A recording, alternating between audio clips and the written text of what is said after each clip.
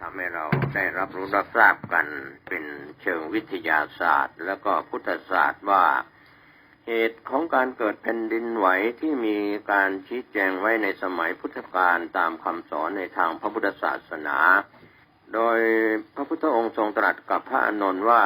ดูก่อนอานนท์เหตุ8ประการปัจจัย8ประการเหล่านี้เพื่อให้แผ่นดินไหวใหญ่ปรากฏ8ประการเป็นไฉนข้อแรกธาตุกำเริบ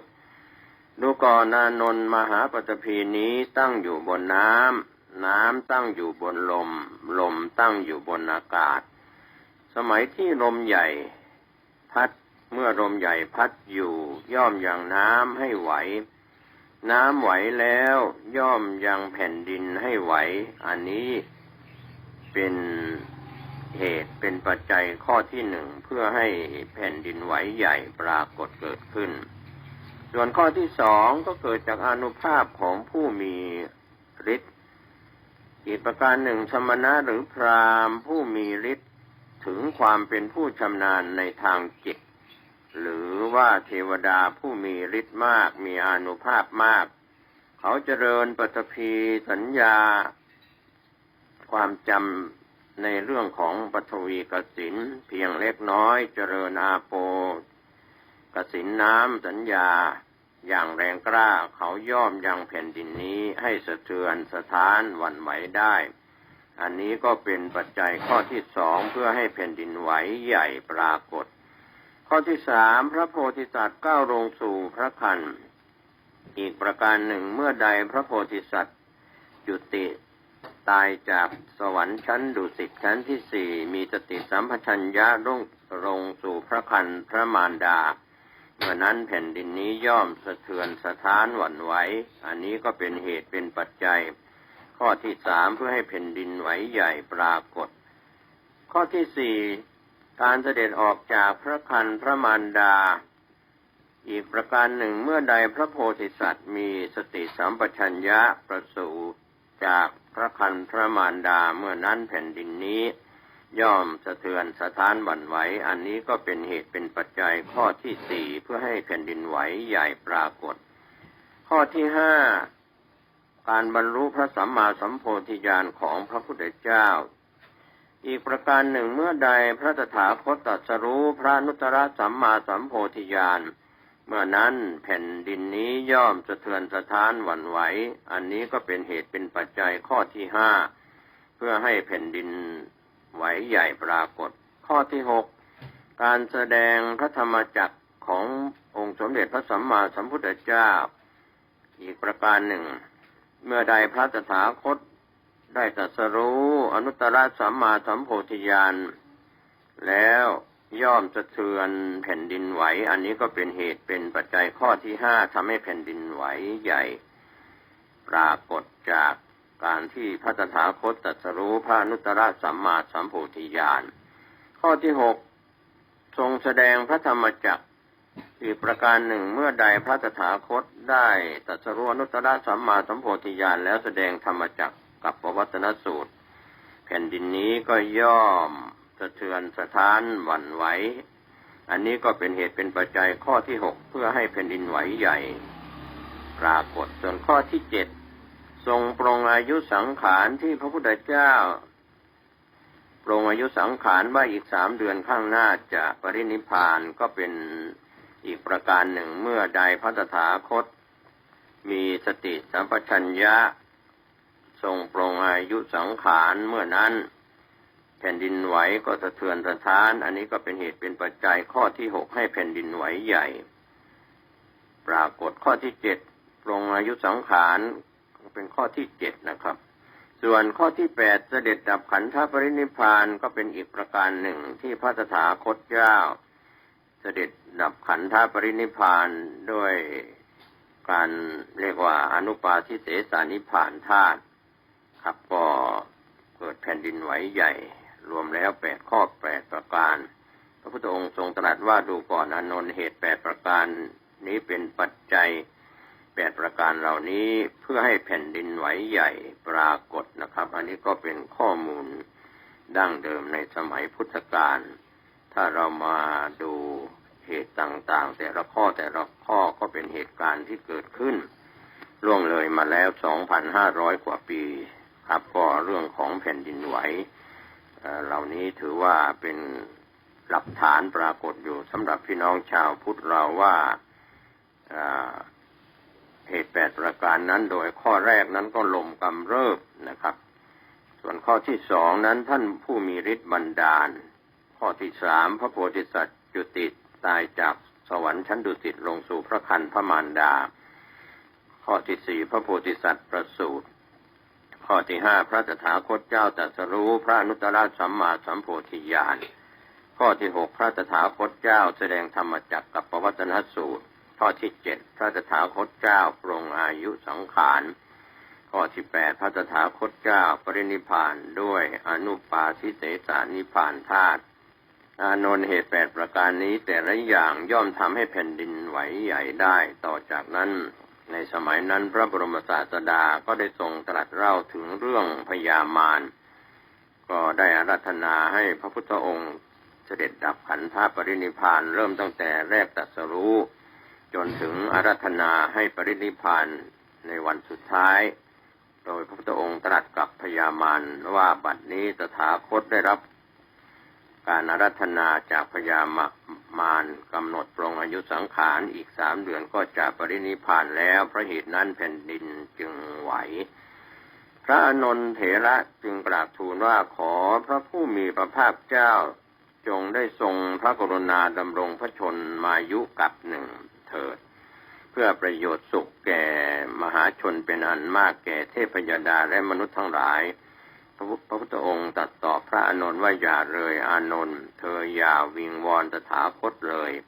บัดนี้มิใช่เวลาอันควรที่เธอจะวิงวอนตถาคตเสียแล้วแม้พระบรมศาสดาจะตรัสห้ามเช่นนั้นแล้วพระอานนท์ก็ยังได้ทูลวิงวอนอยู่อีกถึง2 ครั้ง3 ครั้งพระองค์ก็จึงตรัสกับพระอานนท์ว่าอานนท์เธอยังเชื่อปัญญาความตรัสรู้ของพระตถาคตอยู่หรือไม่พระอานนท์ตรัสตอบว่าเชื่อพระเจ้าข้าพระองค์เชื่อมั่นในความตรัสรู้ของพระพุทธองค์พระพุทธองค์ก็ตรัสตอบพระอานนท์ว่าก็เธอเมื่อเชื่อมั่นเช่นนั้นฉะไหนเธอจึงมาแค่นจึงได้วิงวอนตถาคตซึ่งห้ามเธออยู่แล้วถึง3 ครั้งเล่าข้าแต่พระผู้มีพระภาคเจ้าด้วยข้าพระองค์ได้สดับรับรู้มาจากพระองค์ว่าผู้ใดได้เจริญอิทธิบาทภาวนา4 ประการจะทำให้มากทำให้ชำนาญดีแล้วผู้นั้นประสงค์จะดำรงพระชนมายุอยู่นานเขาก็จะพึงตั้งอยู่ได้ถึงกับ1หรือเกินกว่าก็อิทธิบาทภาวนานั้นพระองค์ทรงเจริญได้ดียิ่งแล้วหากพระองค์ทรงประสงค์จะดำรงพระชนมายุอยู่ก็จะดำรงอยู่ได้ถึงกับ1หรือยิ่งกว่าเพราะเหตุนั้นข้าพระองค์จึงได้กราบทูลวิงวอนอาราธนาถึง3 ครั้งดังนี้อานนท์เธอเชื่อหรือไม่ว่าอิทธิบาทภาวนามีอานุภาพถึงเช่นนั้นเชื่อพระเจ้าข้าแล้วเพราะอะไรเล่าอานนท์เมื่อตถาคตทำนิมิตโอภาสให้เห็นชัดซึ่งพอจะรู้ได้อานนท์ก็กลับไม่รู้ไม่อาราธนาไม่วิงวอนตถาคตในการเวลาอันควรจะอาราธนาเป็นความผิดของอานนท์ผู้เดียวอานนท์ถ้าในคราวนั้นหากเธอจะรู้ทันและอาราธนาตถาคตแล้วตถาคตก็จะพึงห้ามสัก2 ครั้งแล้วครั้งที่3ตถาคตก็จะรับคำวิงวอนอาราธนานั้นเมื่ออานนท์ไม่วิงวอนอาราธนาในเวลานั้นจึงเป็นความผิดพลาดของอานนท์ผู้เดียวอานนท์ความจริงนิมิตโอกาสนี้มิใช่ตถาคตจะแสดงแก่เธอในครั้งเดียวในที่นี้ก็หาไม่ตถาคตได้แสดงแก่อานนท์ถึง16 ครั้ง16 ตำบลอานนท์คงจะยังระลึกได้อยู่คือที่เมืองราชคฤห์ใน10 ตำบลก็คือที่แรกก็ที่ภูเขาคิจกูฏที่ที่2ที่โคตมะนิโครธที่ที่3ที่เหวสำหรับทิ้งโจร ที่ที่สี่สำหรับถ้ำตัสบัญญคูหาข้างภูเขาเวภาลบันพศ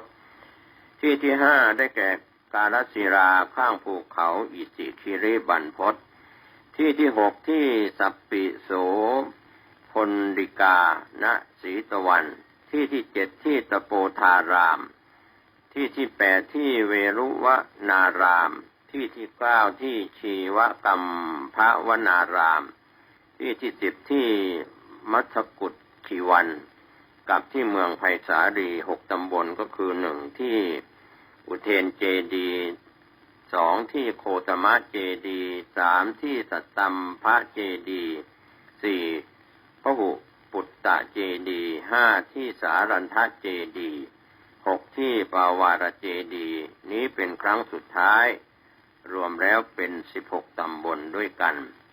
อานนท์ในวาระทั้ง16 ครั้งนั้นเป็นการเวลาที่ควรจะได้อาราธนาวิงวอนตถาคตอานนท์ก็ไม่รู้ไม่อาราธนาไม่วิงวอนหากใน16 ครั้งนั้นอานนท์จะพึงอาราธนาวิงวอนตถาคตณสถานที่แห่งใดแห่งหนึ่งตถาคตก็พึงห้ามเสีย2 ครั้งแล้วในครั้งที่3ตถาคตก็จะรับอาราธนาของอานนท์เพราะอานนท์ไม่รู้ไม่อาราธนาไม่วิงวอนปล่อยให้ร่วงเลยไปในเวลาอันควรนั่นเป็นความผิดพลาดของอานนท์ผู้เดียวตถาคตได้บอกเธอมาแต่เดิมแล้วมิใช่หรืออานนท์ว่าบรรดาสัตว์สังขารที่รักใคร่เจริญใจทั้งปวงล้วนไม่คงทนถาวรอยู่ได้ตามใจประสงค์ย่อมจะพลัดพรากจากไปเป็นอย่างอื่นสิ้นจะหาสิ่งซึ่งเที่ยงแท้ยั่งยืนถาวรในสังขารนี้ได้ที่ไหนทุกสิ่งที่มีปัจจัยปรุงแต่งขึ้นย่อมมีความสลายตัวไปเป็นธรรมดาการที่จะร่ำร้องว่าขอสิ่งนั้นอย่าได้ฉิบหายเลยย่อมไม่เป็นฐานะที่พึงได้เป็นได้ดังประสงค์โดยแท้ดูก่อนอานนท์สิ่งใดที่ตถาคตได้สละแล้วคลายแล้วปล่อยเสียแล้วละเสียแล้ววางเสียแล้วการที่ตถาคตจะคืนกลับมารับสิ่งนั้นเข้าไว้อีกเพราะเหตุแห่งชีวิตไม่เป็นฐานะที่จะมีขึ้นได้เลยอานนท์ทั้งคนหนุ่มทั้งคนแก่ทั้งคนโง่คนฉลาดคนจนคนมีล้วนแต่มีความตายเป็นที่ไปในเบื้องหน้าด้วยกันทั้งหมดทั้งสิ้นก็เหมือนภาชนะดินถึงจะเล็กใหญ่ดิบสุกประการใดก็ย่อมมีความแตกทำลายเป็นที่สุดเหมือนกันหมดฉะนั้นสังขารทั้งหลายมีความไม่เที่ยงเป็นธรรมมีความเกิดในเบื้องต้นแปรปรวนในท่ามกลางและดับทำลายลงในที่สุดพระนิพพานเป็นคุณชาติดับเสียซึ่งชาติชรามรณะเป็นเอกันตะบรมสุขประเสริฐหาสิ่งเสมอมิได้อานนท์วัยของตถาคตล่วงรู้ถึงความชราแล้วชีวิตของตถาคตเหลืออยู่น้อยแล้วไม่ช้าก็จะละท่านทั้งปวงไปท่านทั้งหลายจงมีสติอย่าได้ประมาทพยายามกระทำที่พึ่งแก่ตนพึงรักษาจตุปาริสุทธิศีลทั้ง4ให้มากด้วยการเจริญสมณธรรมเป็นอันดีผู้ใดมันอยู่ในอัปปมาทธรรมตั้งอยู่ในความไม่ประมาทประพฤติธรรมวินัยนี้ให้บริสุทธิ์ด้วยดีผู้นั้นก็จะละเสียซึ่งชาติสงสารซึ่งถึงฝั่งแห่งพระนิพพานอันเป็นที่สุดแห่งวัฏทุกข์ครั้นพระผู้มีพระภาคเจ้าตรัสพระธรรมเทศนาแก่พระอานนท์เถระเจ้าด้วยประการฉะนี้แล้วจึงรับสั่งแก่พระอานนท์ว่าอานนท์เราพร้อมกันจะไปบ้านพันธุคามณบัดนี้